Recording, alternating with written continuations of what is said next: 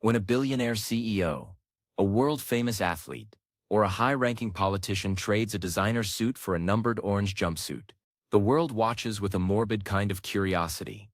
We see the flashbulbs at the courthouse and the heavy iron doors swinging shut. But what actually happens once the cameras stop clicking? For a high-profile criminal, day one in prison isn't just about losing their freedom. It is a psychological and physical gauntlet, unlike anything they have ever experienced. They go from having every whim catered to being a line item in a government ledger.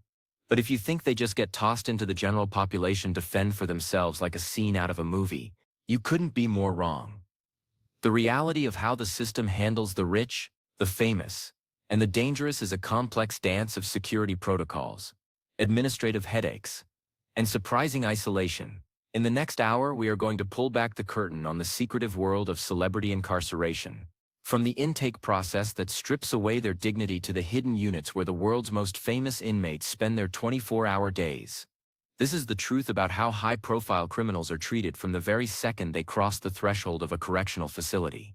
The intake process for a high-profile inmate actually begins long before they reach the prison gates. In the world of high-stakes litigation, lawyers are often negotiating self-surrender terms weeks in advance. While a regular person might be picked up in handcuffs and tossed in a transport van, the celebrity inmate often gets the relative luxury of walking themselves to the facility at a pre-appointed time. But don't let that fool you into thinking it's easy. The second they step through that first set of buzzers, the power dynamic shifts instantly. The guards don't care about their net worth or their championship rings. In fact, many correctional officers take a specific professional pride in treating the famous exactly like everyone else, sometimes even more harshly to prove a point.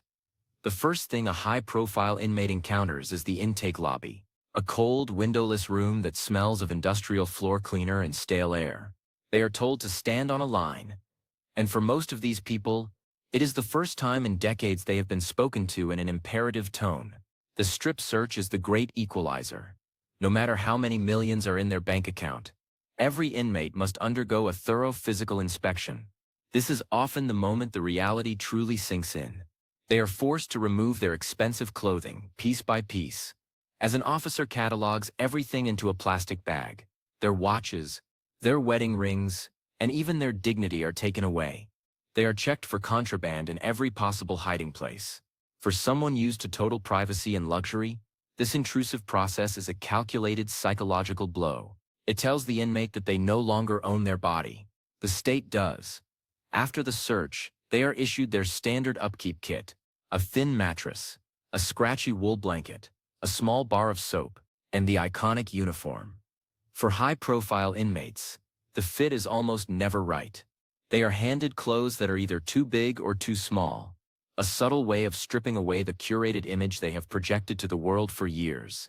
Once they are changed, the high-profile inmate moves to medical and psychological screening. This part of day one is critical for prison administration. High-profile inmates are considered high risk, not necessarily because they are violent, but because they are targets. The prison staff is terrified of something happening to a famous person on their watch. If a high-profile inmate is injured or suffers a health crisis, it becomes a national news story, and heads will roll in the city or state capital.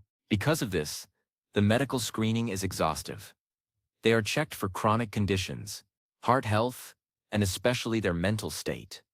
The risk of self-harm is incredibly high for someone who has just experienced a total loss of status. Counselors will sit with them to determine if they need to be on 24-hour watch.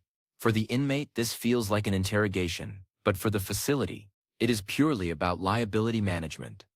After medical, comes the classification interview. This is where the inmate's fate for the next few years is decided. Most high-profile criminals, especially those involved in white-collar crimes or non-violent offenses, are hoping for a minimum security camp, often nicknamed Club Fed. But even in a low-security environment, their fame makes them a complication. The classification officer looks at their crime, their public notoriety, and the potential for them to be extorted by other inmates. Many celebrities are surprised to find out they won't be going to a camp at all, but instead placed in protective custody or administrative segregation. This might sound like a perk, but to the inmate, it means they are going to a small cell for 23 hours a day with zero human contact.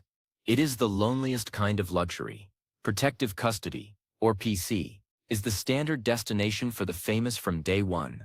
In many facilities, this is a separate wing or even a separate building. The goal is simple: to keep the inmate away from the general population where they could be assaulted for clout or pressured for money. In PC, the roommate situation is carefully curated. They aren't going to put a disgraced politician in a cell with a violent predator. Instead, they might be paired with someone older, quieter, or another high-profile individual. This creates a strange, quiet subculture within the prison. Imagine two famous figures who used to see each other at charity galas, now sharing a tiny stainless steel toilet and a set of bunk beds. The conversation on that first night is usually non-existent, as both individuals are processing the shock of their new reality. The first meal is another ritual of day one that high-profile criminals find jarring.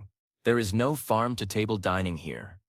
They are handed a plastic tray with a brown, unrecognizable mash, maybe some dry bread and a carton of watered-down juice.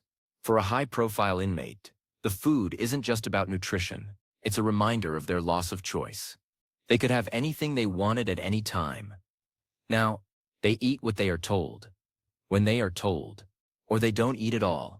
High-profile inmates often lose significant weight in the first few weeks simply because their bodies are not used to the high-sodium, low-quality diet of the prison system.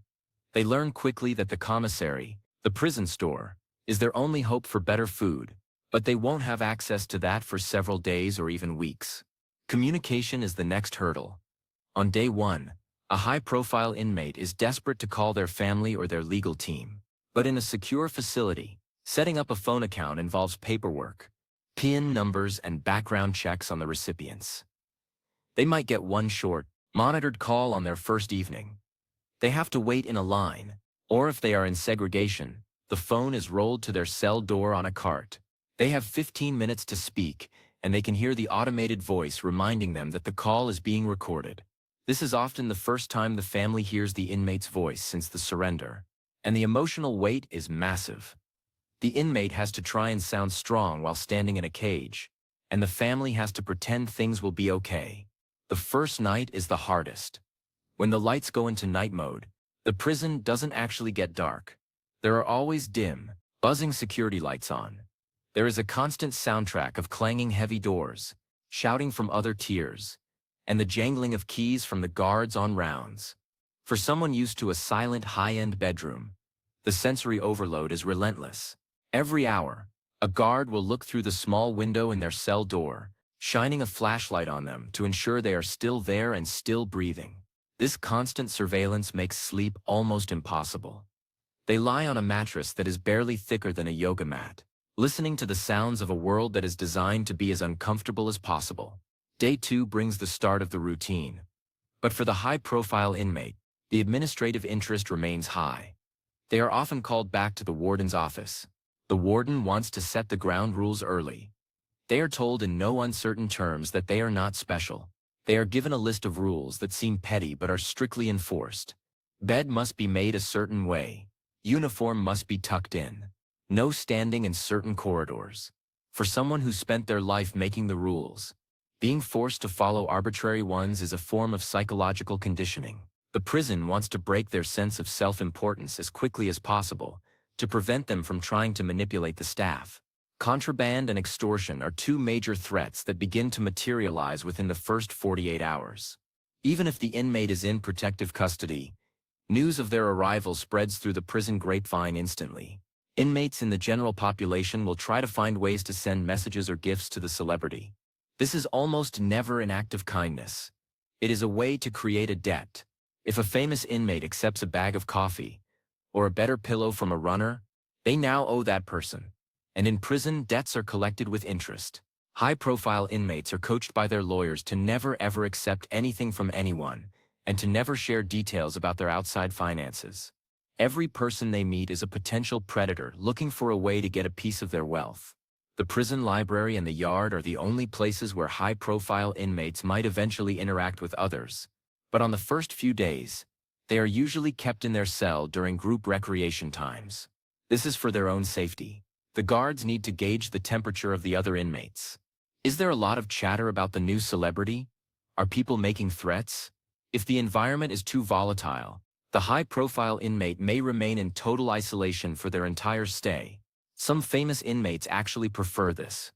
They find the solitude of a cell safer than the unpredictability of the yard.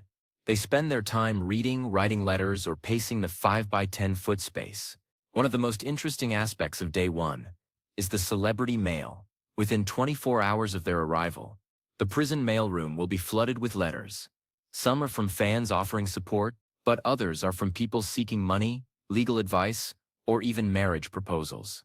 High-profile inmates are often overwhelmed by the volume of attention they still receive behind bars. The prison has to assign extra staff just to screen the mail for the celebrity inmate to ensure no contraband or coded messages are getting through. The inmate often finds that they are more famous inside than they were outside, and not always in a good way. Legal visits are a frequent occurrence in the first week. The inmate's high-cost legal team will visit daily to check on their physical condition and to discuss appeals or new strategies. These visits take place in a generic room with a glass partition or a small table. For the inmate, these hours are a lifeline. It is the only time they feel like a human being again, talking to people who know their name and don't treat them like a number. But the second the lawyers leave, they are searched again, and the reality of the jumpsuit returns. It is a constant cycle of being reminded of who they were and who they are now. Religious services are one of the few places where inmates are allowed to gather in larger groups. High-profile inmates often turn to the prison chaplain on their first day. Even if they weren't particularly religious on the outside, the chaplain offers a safe space for confidential conversation. The chapel is one of the only places in the prison that doesn't feel like a factory. For an inmate who has just lost everything, the spiritual support can be the only thing that keeps them from a total breakdown. The chaplain also acts as a bridge between the inmate and the administration, sometimes flagging if the high-profile individual is struggling more than they are letting on. The sense of time is the biggest shock for high-profile criminals. In their former lives, time was their most valuable asset, managed by assistants and calendars. In prison, time is a weapon used against them.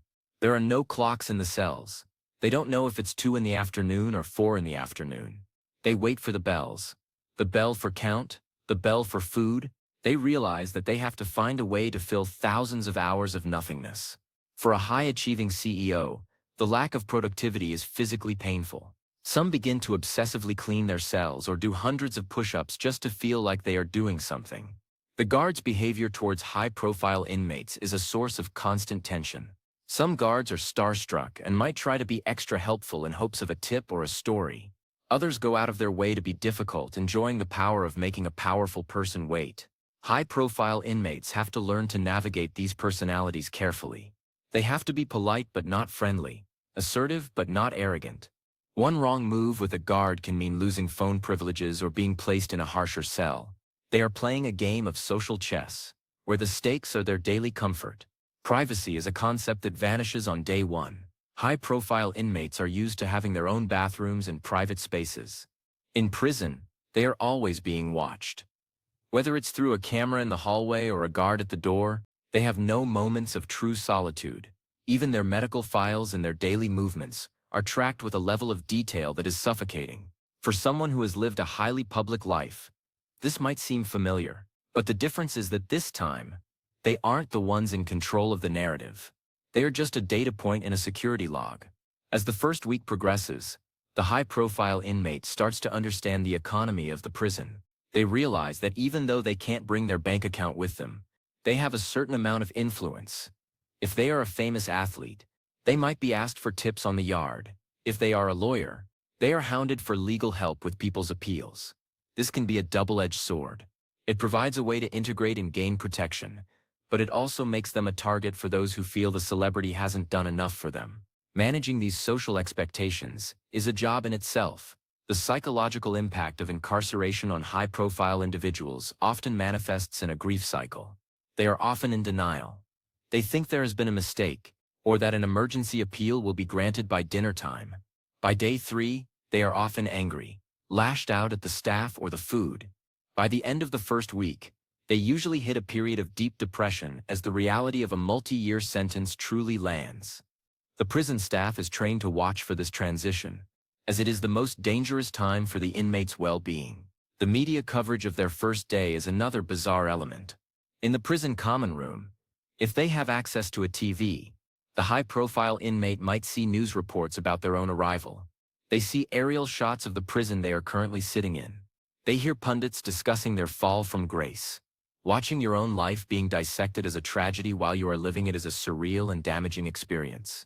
It reinforces the idea that their old life is finished, and they are now just a character in a public story. For those in administrative segregation, the experience is even more intense. They are in a cell that is roughly the size of a parking space. There is a bed, a desk, and a toilet, all made of stainless steel or poured concrete. Their meals are pushed through a small slot in the door called a cuff port. They might get 1 hour of exercise in a small outdoor cage, alone. This is the reality for many of the most famous or dangerous inmates. The goal isn't just safety, it's total control. But the silence is often worse. Many describe hearing voices or becoming obsessed with tiny details, like the number of rivets in the ceiling. Despite the hardships, high-profile inmates often find ways to adapt that others can't. Because of their education and social skills, they often end up with the best jobs in the prison after their initial intake period. They might work in the laundry, the library, or the education department. These roles give them more freedom of movement and more time out of their cells. They use their administrative skills to navigate the bureaucracy of the prison system, finding ways to get their mail faster or secure more time in the law library. They are survivors, and the qualities that made them successful on the outside eventually help them find some level of stability on the inside. However, the celebrity status never truly goes away. The high-profile inmate is the first one snatched and put into a secure hold. If there is a surprise inspection, their cell is the one searched most thoroughly. They are always a symbol. To the inmates, they are a symbol of a system that favors the rich. To the guards, they are a symbol of a high-stakes responsibility. To the public, they are a symbol of justice served. Carrying that weight while trying to serve a sentence is an immense burden. Long-term high-profile inmates often describe a process of becoming the jumpsuit. They eventually stop checking the news. They stop expecting the celebrity treatment.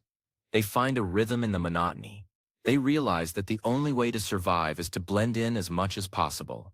They trade their stories of fame for stories of the yard. They become just another number, which in a way is the only true form of freedom they have left. The first day was about the shock of being nobody, but the rest of the journey is about learning how to be someone within a system that wants you to be nothing. Intake staff often have a favorite story about a famous person's first day. They talk about the mogul who didn't know how to make a bed, or the actor who tried to sign an autograph for a guard only to be told it was a violation of the rules. These stories become part of the prison's own mythology. It's a humanizing element in an otherwise inhuman place. It reminds everyone that beneath the fame and the crimes, the transition from a high-profile life to a prison cell is a tragedy in the classical sense. It is the fall of a powerful figure into a dark place. But it's also a fascinating study in human resilience. The system is designed to take everything from you, but it can't take your mind. Many high-profile inmates spend their time in deep reflection, writing books or studying subjects they never had time for. In some cases, they emerge from prison as completely different people, having used the isolation to rebuild their character from the ground up. As we look at the process of day one, it's clear that the treatment of high-profile criminals is a balance of security and optics.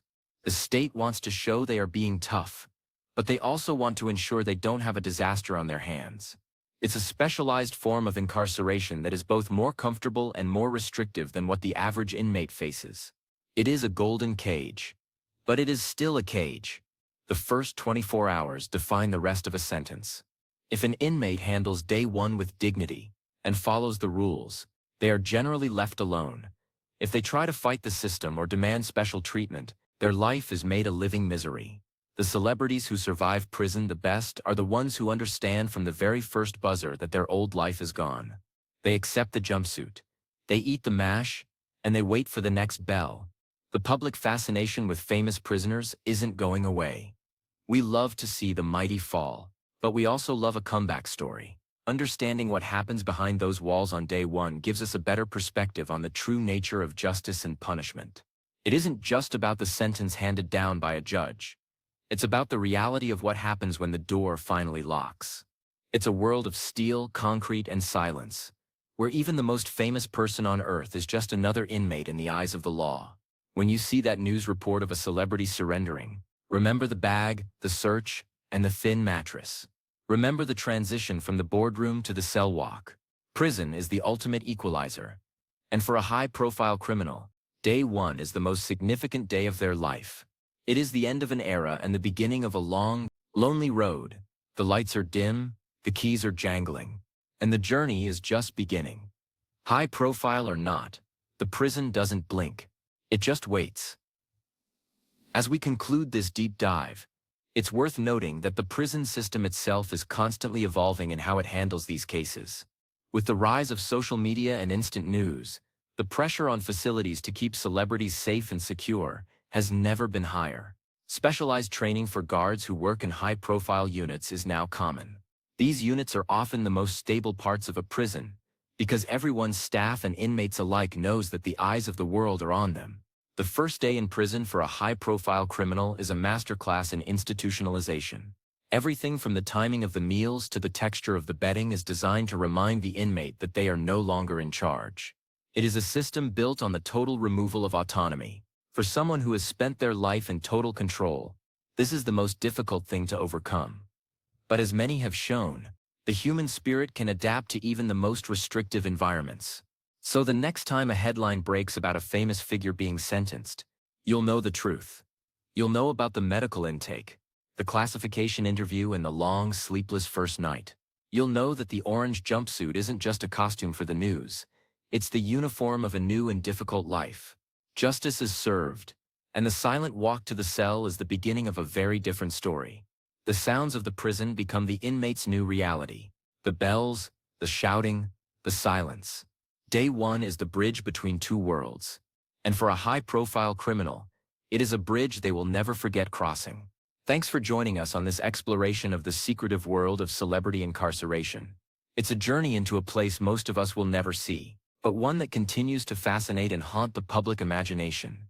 Until next time, remember that behind every headline is a human story, often playing out in a 5 by 10 foot cell.